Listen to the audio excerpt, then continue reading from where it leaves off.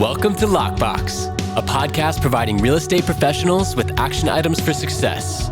My name is Jeffrey Brogger, and I'm going to be your host. I'm the founder of two real estate marketing and tech companies, STEEZY.Digital and realnurture.io. In this podcast, you'll learn from top 1% real estate and mortgage brokers the exact secrets to their success. Welcome to Lockbox. Welcome to Lockbox. My name is Jeffrey Brogger, and I am here today with Mark Pattison. Mark, thanks for being with us. Thanks for having me on. Absolutely. Why don't you kick it off? Tell listeners who you are, where you're from, what you're doing. Yeah, so originally from Seattle. It's a little too rainy up there, so I decided, heck, I might want to move to Southern California and become a real estate agent. So I've been an agent now for 6.5 years. Didn't know one person here, kind of just started from scratch. I now own a company, team name Porchlight. So a lot of people in Southern California are familiar with the brand. We have about 80 real estate agents. I'm now in 3 different states with my team. So I'm in Vegas, I'm in Houston, Texas, and I'm in Southern California. And we are at 600 deals year to date in San Diego County, which pretty stoked on. I think we're the first team to ever do more than 500 in 1 year. So hoping to end at about the 800 mark with my agents here in San Diego. So that's a little bit about me.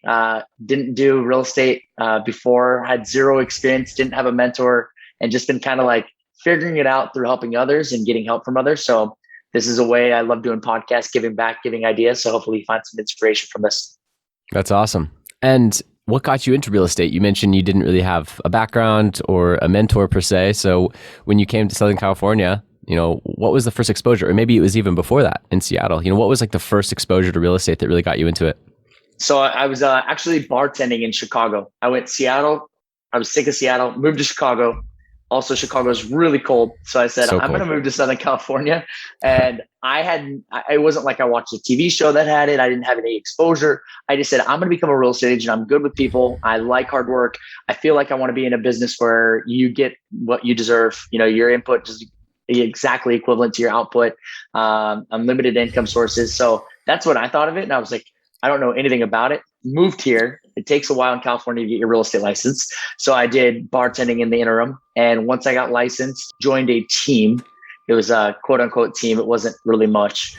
A little bit of a mentorship from there, but it was really just me being solo. I signed up for coaching with Tom Ferry Coaching my first week in the business. And that's kind of where I found my mentors and my more or less like idols, people that I look up to, and just started modeling my business after them. That's awesome. And now, 600 transactions, is that anticipated or you've already closed year to date? Closed and pending 600. Closed. Nice. And we're August 30th. I think I have 500 right closed. Cool. So you still have September, October, November, and December. So what would you say to a team? You're probably on pace to do somewhere close to 1,000 transactions this year in San Diego alone. What would you say to a team lead or a broker who's doing like 200 transactions and this is, by the way, a median house price market of 700,000, right? This isn't national average median house price. So what would you say to a broker doing like 200 transactions that wants to level up? Well, one thing, don't worry about the transaction number, worry about your profitability, because there's a lot of teams out there doing thousands of deals and I make more money than them. Not saying I'm like the guru or something, but watch your profitability and don't think that just because I'm selling 1,000, I'm any better than you. Because there's a lot of solo agents that freaking make more money than I do. So remember that when you are starting your team out, watch your expenses, don't spend too much. The cool thing is for June, July, and August, my profitability is 36%. That's my net. That's what I'm taking home. And that's extremely high. If you can have a team running, try to at least, if you're not in production, should be at least 20%. That's what like kind of the drive is for. But I've now accomplished where I'm at 36% just through some ancillary businesses, making sure I have a transaction coordinator fee from my agents, making sure that we track where the lead source comes from, et cetera. And that's been what my biggest thing is. I also run my team really lean. We only have 3 admin staff, which includes 1 transaction coordinator, an operations manager, and then a person who kind of does HR, culture, events, onboarding, kind of like the team mom. So the staff is really light and I make my agents do a lot more than the average team. Therefore, it becomes more profitable. So if you're doing 200 deals, don't worry. You can still kick ass and make a lot of money. If you want to level up, I would sign up for coaching and start becoming friends with people like, not saying myself, but people like my business. I've got friends in Florida, Boston. I've got friends in New York. I talk to them all the time and we share ideas. I'm not the one who created this. I just really copy each one of my friends and we put this all together. That's awesome. Yeah. And success leaves clues. So, by investing in coaching and increasing your network and just becoming open to the inputs of others and what's working in other markets and testing it in your market, it's such a key in today's business. And it's totally possible with phone calls and Zooms and masterminds and Facebook groups. And there's so much out there. So really, really great suggestion there. You mentioned one aspect. I mean, you covered a lot in that description, but you mentioned one aspect of very meticulously tracking where the leads are coming from. And so what I want to dive into now is what's your percentage of referral business to new business? Yeah. So I use a program called Sisu. I've got a website called marksresources.com. And if you take a look at that, it's got my tech stack there. It gives you all my programs that I use. One of them I have is Sisu. So if you do have a group of agents, maybe 10 or more, I would highly suggest doing that for your tracking. And if I go to my reports, I can click on what my top lead sources are for the year. I would say it's percentage wise, it's about 30% past client referral, 30% online leads. Probably now with open houses coming back, we'll probably get that number up. We're pretty good at converting at open houses. So just make sure that you try to track things and then like get lead sources that are free. So for example, any referral source like HomeLight, Zillow Flex, Veterans United, all those companies, they give me leads. I pay them a referral fee. Yes, it costs money on the referral fee, but I didn't have to do any initial investment, which in turn, very profitable business because you're not having to pay for it up front. Zillow year to date, I think has already given me over maybe $2 million worth of leads. If I were to actually pencil it out and do the math, there's no way I would have spent 2 million on leads on that. So in 6 months. So those kind of lead sources help me be a little bit more profitable. But past client and referral is huge for us. We do a lot of past client retention.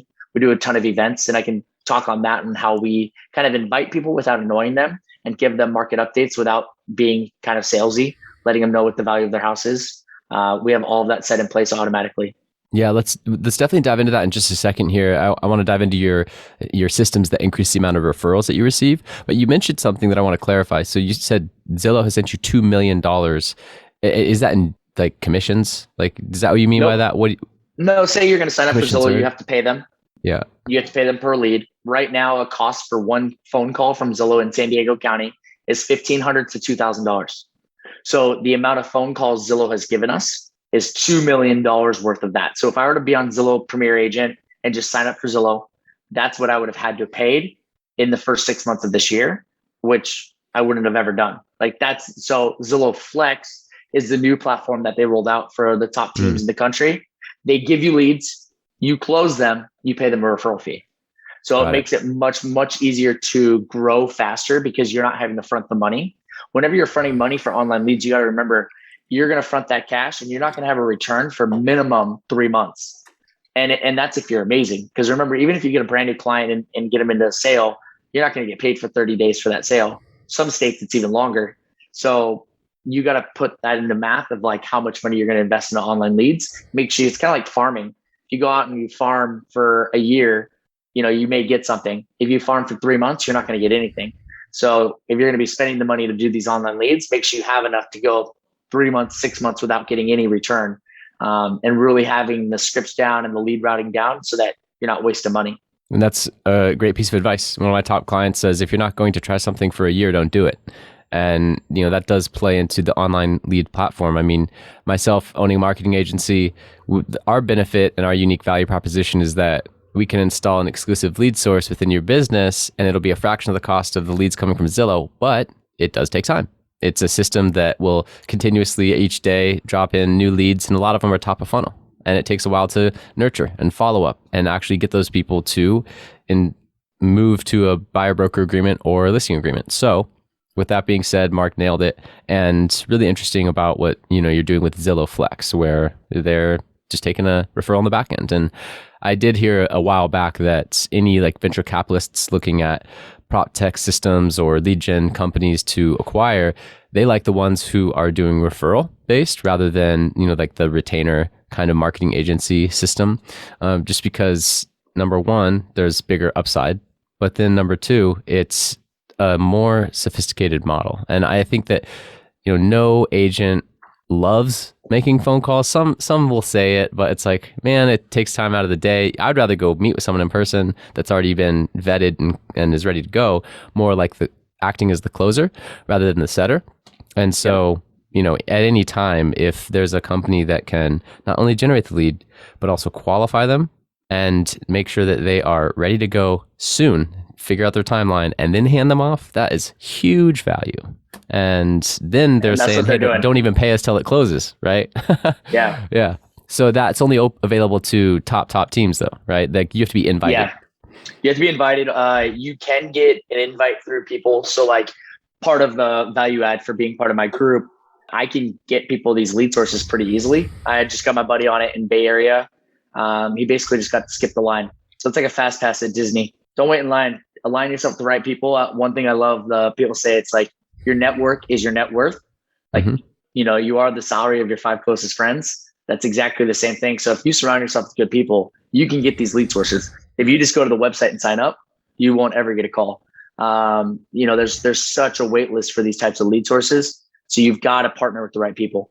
Yeah, I couldn't agree more. And that's been one of the most interesting ancillary benefits to me owning a marketing agency that focus on helping top 1% real estate brokers, because my network is now insane. After doing this for 4 years and helping top teams all over the nation, now when I got into the sales aspect, I had unlimited resources to help level me up, get there faster.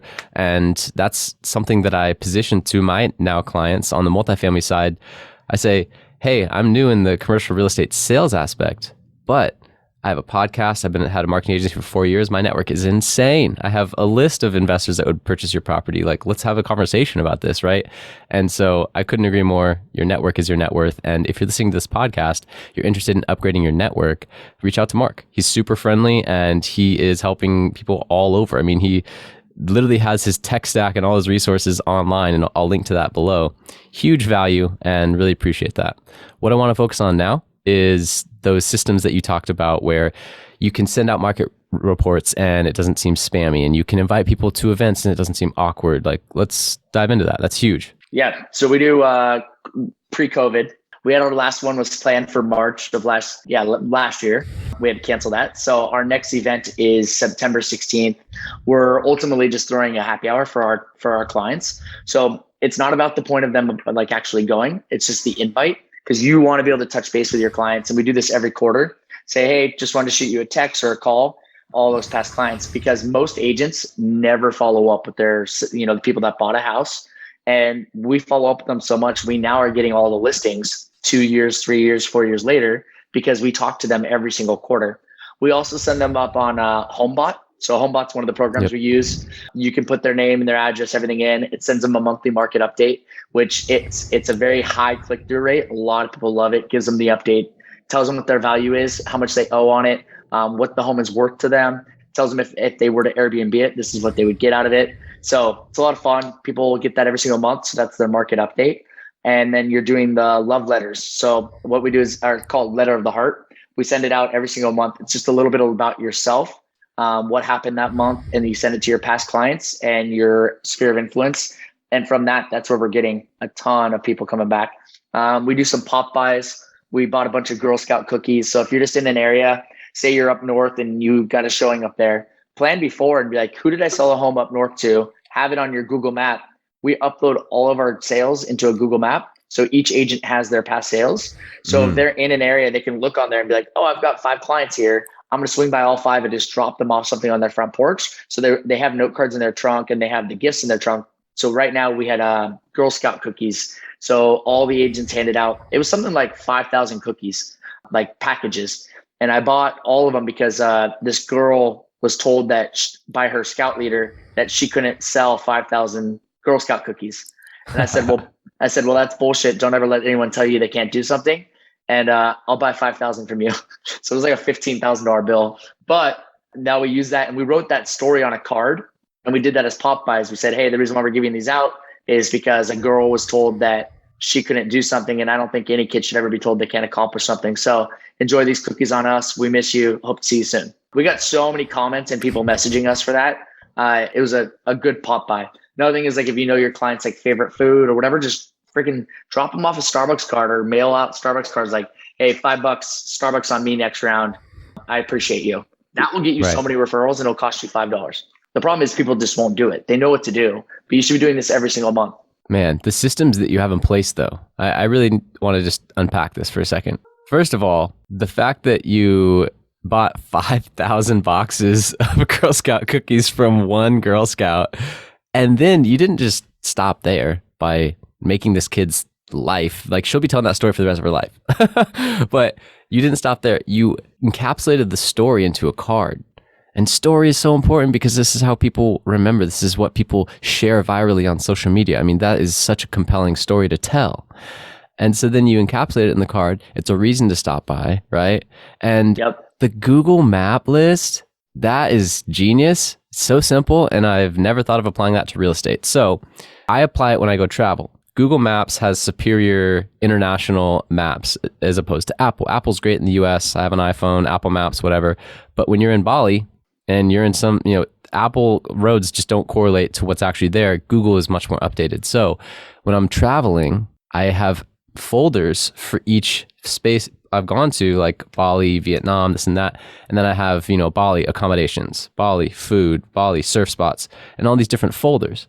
And so you can share those. You can either make them public, you can make them private, you could share them with people. So what you're saying is you upload the addresses of past clients for each of your agents to these Google Map folders so that anytime they're anywhere and they have a free second, they can just click into it and say, oh, here's my past closings. And it's on their phone right in front of them.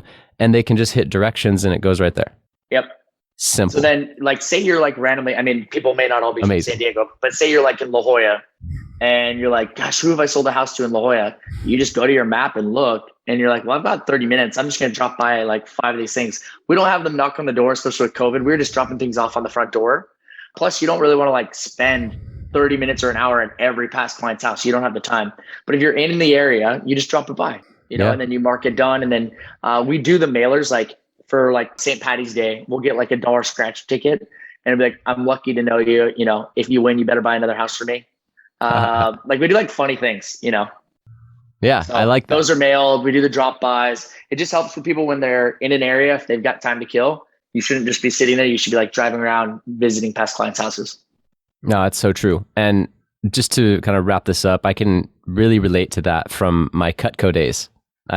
Right at 18 years old, was recruited for Cutco. Seemed like a great opportunity. I was working 2 restaurant jobs that I hated. And this seemed like, oh man, higher base pay, the unlimited earning potential. And so in the beginning, they call you a 5-star rep because you drive all over San Diego County. You have 5 appointments and you go from Vista down to Lakeside, over to La Jolla, back up to Escondido, and then you finish the day in Carlsbad. That's not an efficient day, right? If you have a day of appointments in Carlsbad, you should now use those zip codes and rack your brain and think about how you can creatively spend the day in Carlsbad and really maximize your time, not waste it driving all over the city for no reason. And the way that I relate to this is when I would have a no-show appointment and I'd call my manager, I'm all upset, man, I'm trying to hit this goal or break this new record or competition. And I'm like, man, this person no-showed me. They were so solid on the phone. I don't know what happened.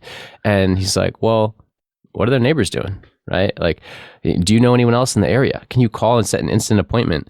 Can you call and ask where the neighbor is and set an appointment with the neighbor? Get creative, right? And so those little things, those little habits took me from average rep to top 1% in the company. And you're instilling those same types of habits in your agents. There's no wonder why your team is crushing it. Yep. We do same thing. We were dropping off, one of my agents was dropping off one to his past client.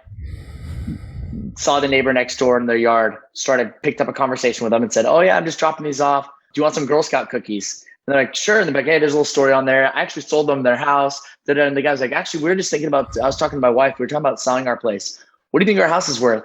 Listing appointment right there on the spot, gave a home evaluation, ran comps with them and got the listing from the freaking from the pop by. Yeah. Dude's watering his lawn or something. Just, hey. Yeah, he was out hanging out outside and he's like, oh, you want some Girl Scout cookies? And he's like, sure.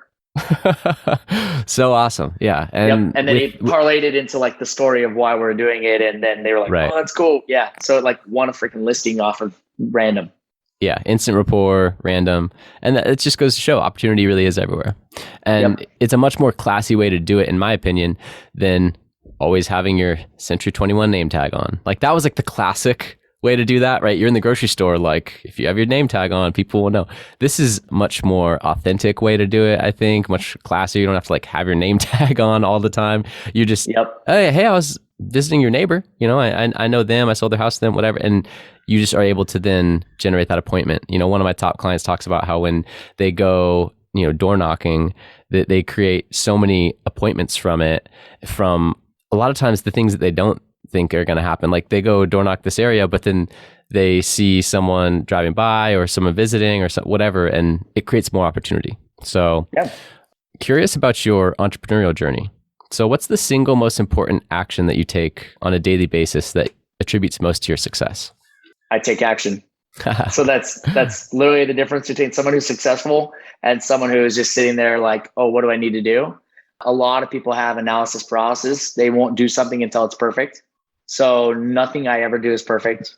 Like it's always just, you know, my done is better than your perfect. And I always make sure I implement. Start off with the day. I go through, I use my calendar. I live by it religiously. If it's not in your calendar, it doesn't exist. So make sure you're marking your calendar down.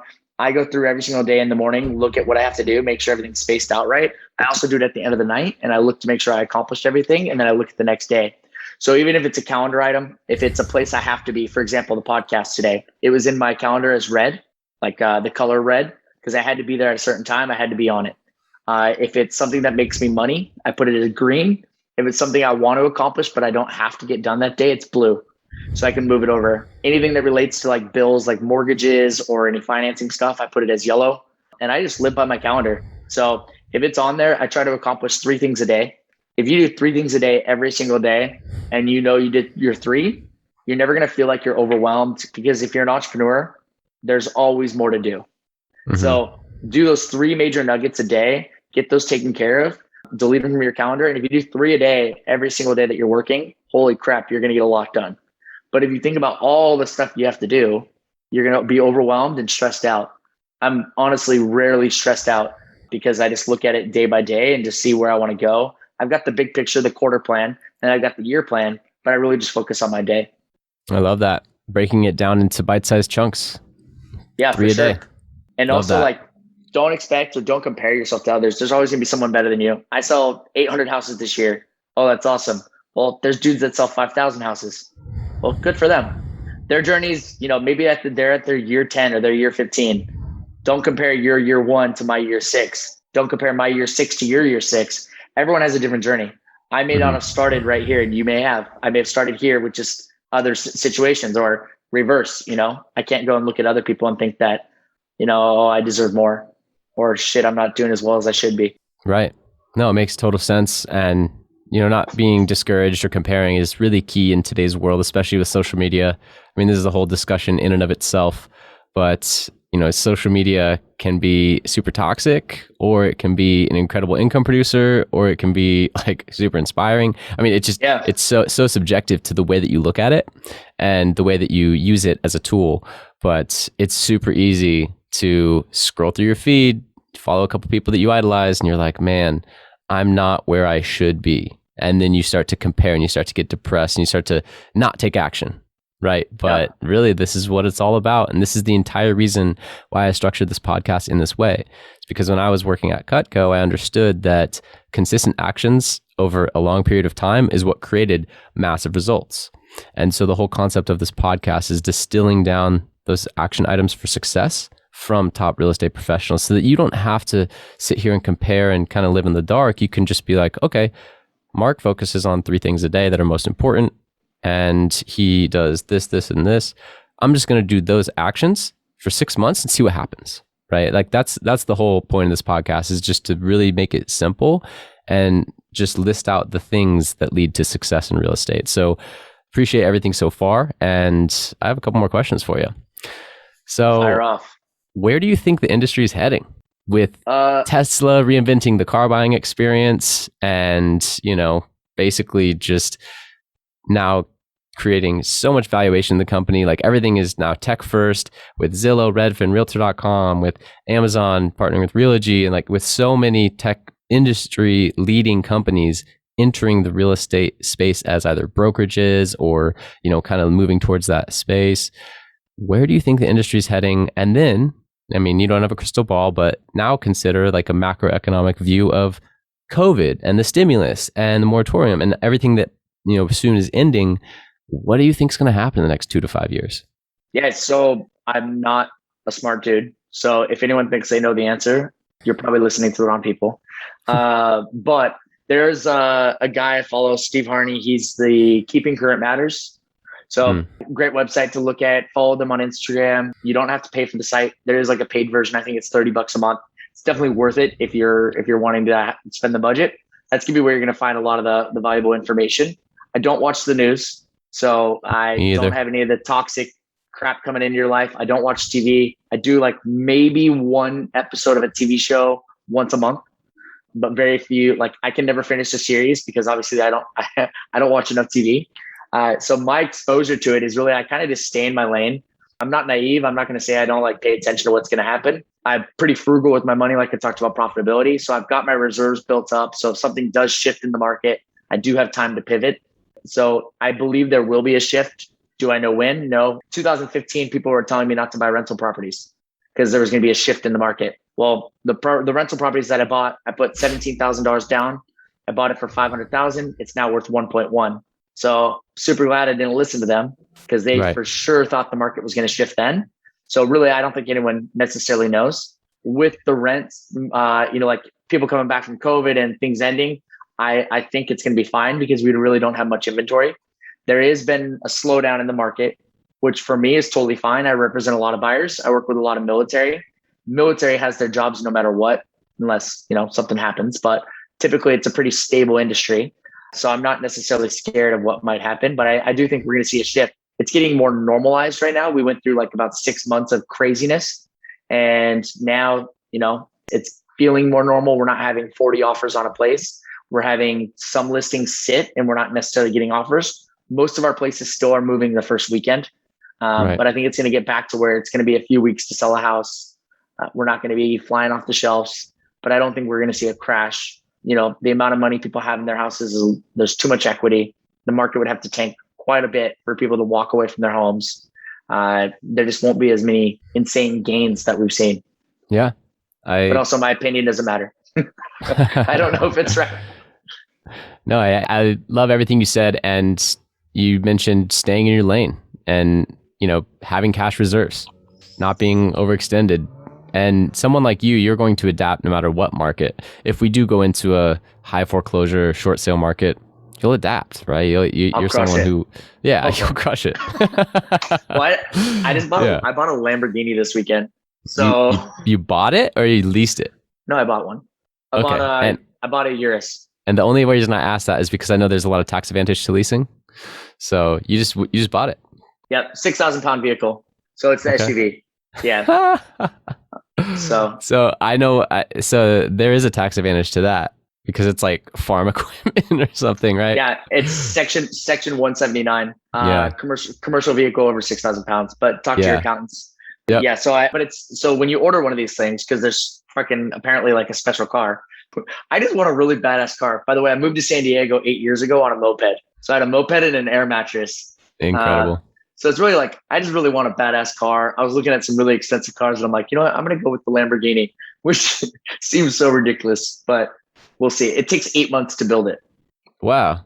So I'm not going to get it for a while. Oh, wow. So they're assembling it like a Tesla, except it's like literally from ground up, but I do have a Tesla as well. Teslas are sweet. So fun. Yeah. Yeah. I love it. So back on real estate. So ultimately, if the market crashes, I'm fucked. But I'll sleep in my Lamborghini. You'll sleep in your Lamborghini. Exactly. You have a Lamborghini SUV to sleep in. So that's cool. Yes. So, back like 3 or 4 years ago, I had a meeting with you and we were talking about your follow-up systems. And I was blown away at how prompt your team is at follow-up because I was in the middle of crafting a product that would help with not only the lead generation, but the instantaneous follow-up. MIT conducted a study. After the first 5 minutes that someone submits a lead, the likelihood of you converting that lead falls off by 5,000%. I don't really know how that percentage works, but that's the study.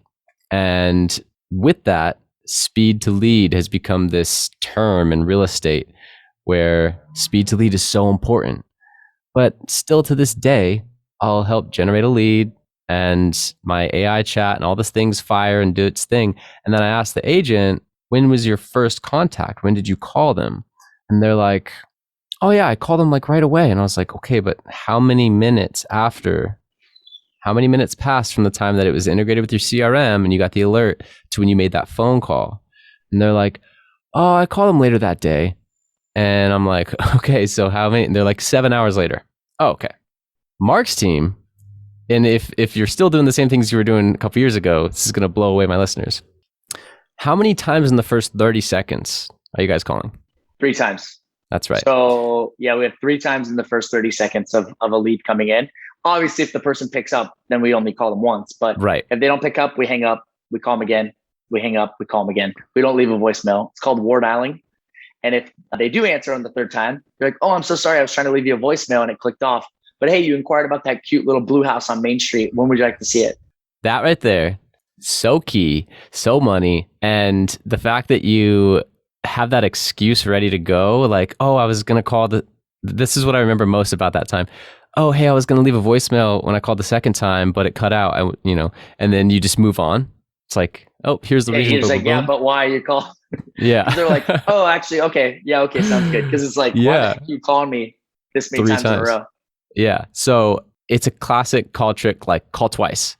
But 3 is even the next level. It's like someone on the other side is like, okay, this is an emergency, right? So who's going to call me 3 times back to back? It is an emergency. You friggin' inquired about a house. I need to sell your house. No. Yeah. But I mean, we have agents on lead shift too. So there's like people sitting in their desk waiting for these leads to come in. Right. And so for an agent like Mark, I gathered this information from him and I saw how much focus was on the first 5 minutes. And I was like, you don't need the product that I'm developing. But a lot of other agents do, right? Because that first 5 minutes is so critical. And so I was always blown away. And, now it's like 4 years later that we're kind of following up and having this conversation and recording it for the world. But that system is obviously working, right? The huge attention to the immediate follow-up and having inside sales agents who are either agents to be, or they just really like, being more behind the phones and not out in the field. You have people on with taking shifts all the time. When a new lead comes in, boom, call, they don't pick up, boom, call, they don't pick up, boom, call. Oh, hey. And that is happening 24/7. Yeah. So we also have so critical. Like even after that, if they don't answer on the 3rd time, we don't leave a voicemail. We send a text and we'll say, hey, I was trying to leave you a voicemail, but it wouldn't let me. So I inquired about 123 Main Street, and we send a link of the house and we're like, when would you like to see the place? And then if they don't respond, we do ... let me know. So we do that in 5 minutes. And then if they, or we'll send them a GIF or a GIF. Like, so there's a couple different ones that we use, but there's one in Finding Nemo where the girl's tapping on the glass and it says, are you there? And the response rate's that's like 96% or something. So we get them on that. We always show them more than one house. We set them up on our own search site so we can see when they're searching. Our phone tells us, hey, Jeff just looked at 123 Main Street 3 times. Give him a call. Or hey, Jeff just returned to the search, 47 days without looking. Give him a call. So it does a lot of automation for us. It also has an AI that will chat with the client. Hey, this is Mark's assistant. Sorry you inquired about this house. Here's 3 other houses that look similar that you might like. So it handpicks houses from the MLS for us. So that's all in my tech stack too. It's called Wylopo. I was going to say, are you using Wylopo? Yeah. Yeah. So Wylopo in January commissioned me to help them with their social media ad innovation. So I've been working as a consultant with them for about 7 months now, and they have an incredible system. I love everything that they're doing. And it's interesting because they really help clients at scale and they have so much tech backing. And my agency helps more like customized. Like if you want to launch a custom video sales letter for your brokerage from scratch and have it professionally copywritten, like that's not Wylopo's thing. right? But No. someone like me, like a custom boutique marketing agency, I can help with that. And so it's been interesting to see really the product market fit for them and the product market fit for me, and how we really don't, directly compete, because they're focusing on scale and I'm focusing on customization.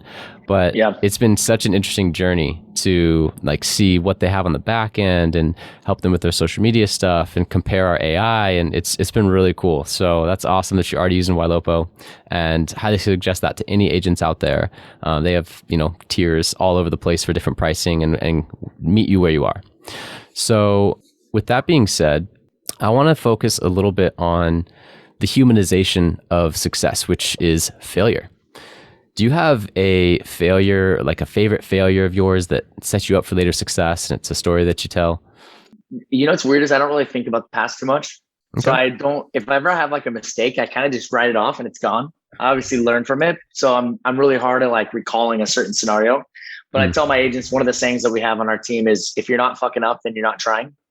So I don't think, like, a lot of times people think like, oh, you start a business and it's, it didn't do well, then it's a failure. I don't, like, for example, I started a t-shirt company and didn't do well, but I learned so much from it. So I don't think of it as a failure. I think of it as like a stepping stone to get me to where I'm at now today with my company.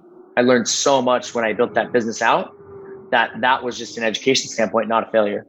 A lot of people like mock people that start a bunch of businesses and have like, they don't go success, but then the one time it pops off, they're like stoked for them, but they don't realize how much work it took to get there. So I think of it as more as like stepping stones. I don't dwell on shit. I kind of move on quickly. So definitely no failures for me, even though I'm always messing up. Just always moving forward. So when you're considering different systems, I mean, I'm sure being a top agent, broker, team leader, you're sold to a lot, right? Hey, here's this new thing. Here's this new widget. Here's this new software. Here's this. So what is your process for evaluating what to say no to? I just say no to everything unless my mentors have done it and they're doing a great job with it. Then I copy them. So really, instead of me reinventing the wheel, I just find out what other teams are using. And our systems are Follow Up Boss and Wylopo. I use, like ready to go leads that are ready to buy in the next, 1 to 3 months, or now till 3 months. And that's just worked really well for me. So I don't try to experiment too much on my own on what I'm going to do. I hire coaches that are very specific in what they do. I just hired a social media manager, coach. He's the most followed agent on TikTok. He has almost 2 million followers. And last year he did in the last 12 months, he's done 125 deals from TikTok. So It's pretty freaking crazy. So he's done 125 either deals with his team or referrals out. And so I hired him as a coach. So it's like, why try to figure it out on my own when I can just tell me exactly what to do? That's what I'm doing. Absolutely. And that's but I do really get surprising. hit up a lot. I don't answer my phone anymore, actually. I get hit up a lot. So this is my cell phone since we've been on. Those are all the notifications.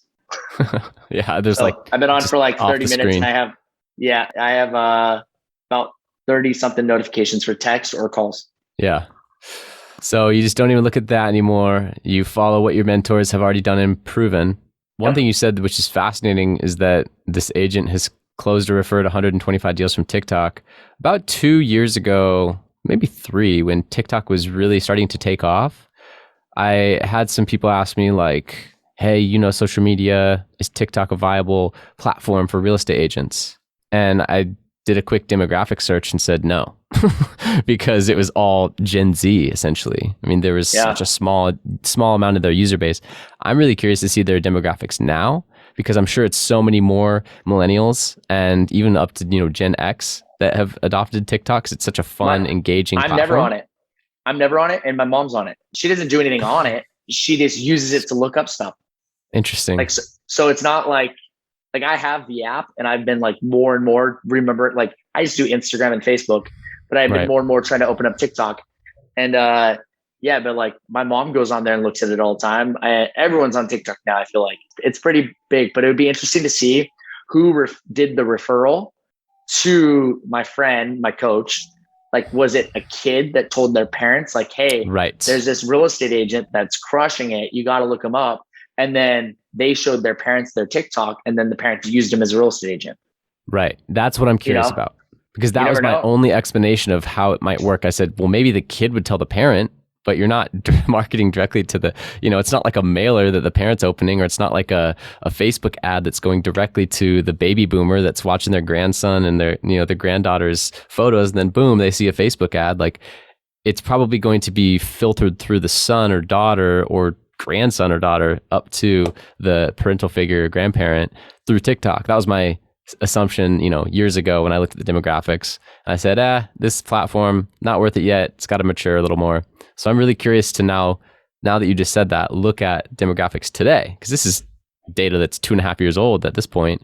And so I want to see, what the data demographics look like on this platform, because TikTok ads, they have very similar ad platform on the back end as Facebook. I have looked into it as a media placement just to be aware of it.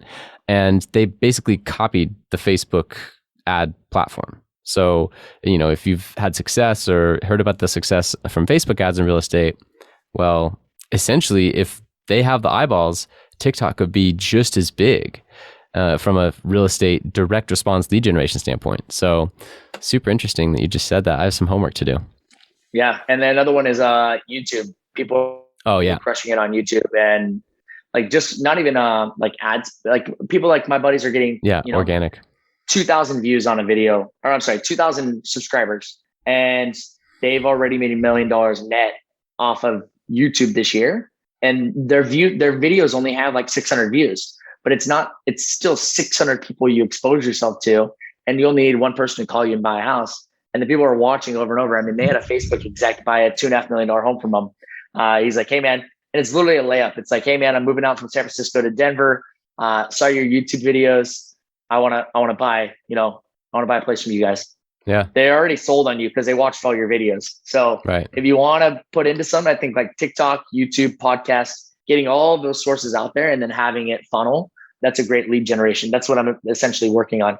I don't want to have all my eggs in one basket with all these other companies. Like you said, tech is taking over. Well, what happens when Zillow says, see you later, Mark? And I'm like, fuck, there goes that lead source. That's one of my pillars. Okay, what if another lead source does that? Then if they chop away a lot of it, I'm screwed. So I got to start creating my own. So if you can create your own leads, that's the best. But lead sources are amazing. If you get in on the right ones, you get connected to the right people. But I got to start creating those other sources for my team. Yeah, absolutely. And the YouTube strategy you mentioned, I found that it works well for buyers, especially out of area buyers, because they're doing research online. They're Googling things like living in Huntington Beach, and then your YouTube comes up. Like, that YouTube strategy is now vetted and proven for real estate. But I'm curious if you've heard anything on like YouTube or TikTok for sellers, listings. How do we get more listings from online lead generation tools? Have you heard any best practices? Yeah. It's usually online stuff. It's typically buyers. I mean, you got to think is that most of the people are going to be in there are going to be, your sellers are going to be contacted by their agent all the time, or the person who farms their neighborhood.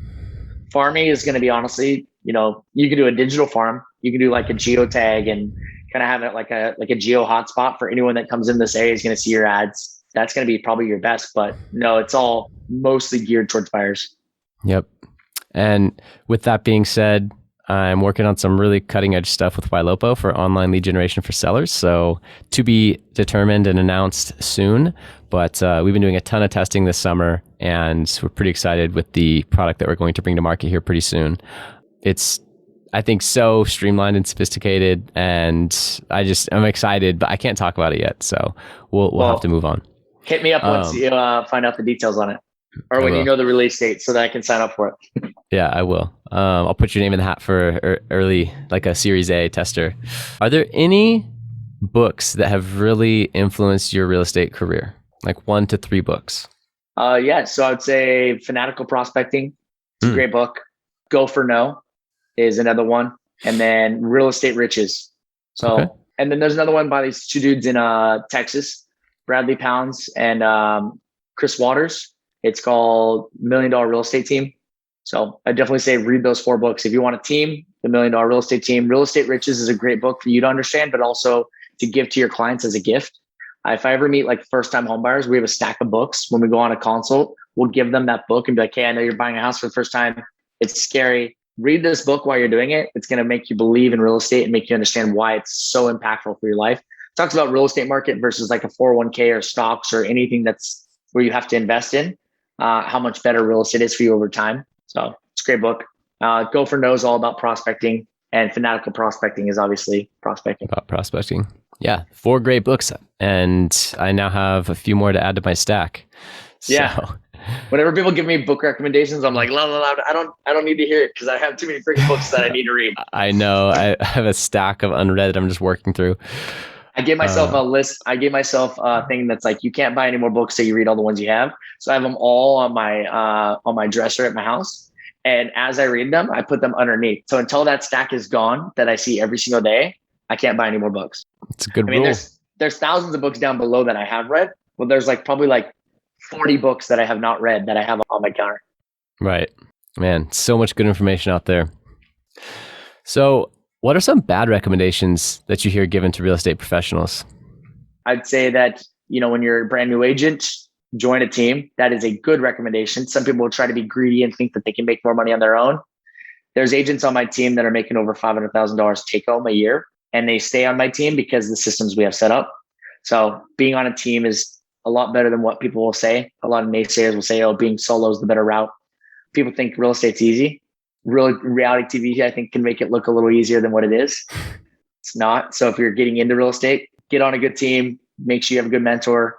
Yeah, that's it. And then, I don't necessarily think that there's anything else that people say that's not true, but save your money for taxes. Create a separate account for your taxes. So I've got my business accounts all at Chase Bank. I've got a credit union that I have a tax account at. Whenever I sell a house, I take 30% of every check and I put it over at this one, or whenever whenever I get a commission check, 30% of it goes into that other account automatically. So I don't have to worry about it. Don't even get to see it. Right. So when taxes come due, I just go there, get a cashier's check, and it's ready to go. Right. Yep. That's the best system that I've had set up for myself, is when you don't see the money. You can't get it routed to you and then you do the manual transfer. No, you set it up with your bank. They split it off right away from this direct deposit sender. They split off 30%, done. And yeah, that's definitely the smartest way to do it. Yeah. So, and I don't have any checks or anything to that account. I don't have a debit card. I have to go into the bank with my ID, wait in line, and have them give me a cashier's check for my my taxes. That's smart. Yeah. So then it's not accessible either. Yep. In the last 5 years, what new belief, behavior, or habit has most improved your life? I'd say early mornings. So waking up, I get up 4:30, 5 o'clock almost every day. When I was going through the pivotal points of my team of creating it, I was going and doing more 3:30 once a week, and then 4:30 every single day besides that. So if you can get up early, you get so much done. Your phone's not going off like crazy like mine. People aren't up yet. You won't really get pinged until 7, 8 a.m. That gives you so much early time to get stuff done. And I write down my goals every single morning.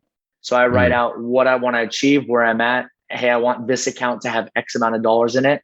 I currently have this amount. I want this account to have this much. I currently have this amount. I do that every single morning. So going through and knowing where I'm at, because then when I go to think about, hey, I want to get it to here, I need this many months reserves, really focusing on that. Also, get your reserves up to at least 6 months, because if you're worried about everyday spending and things going on, it's going to stress you out, and then you can't sell because you're thinking about that too much. So money, forget, it can be the best thing in the world. It can be the worst thing in the world. Let it be the best thing in the world for you, and don't spend too much.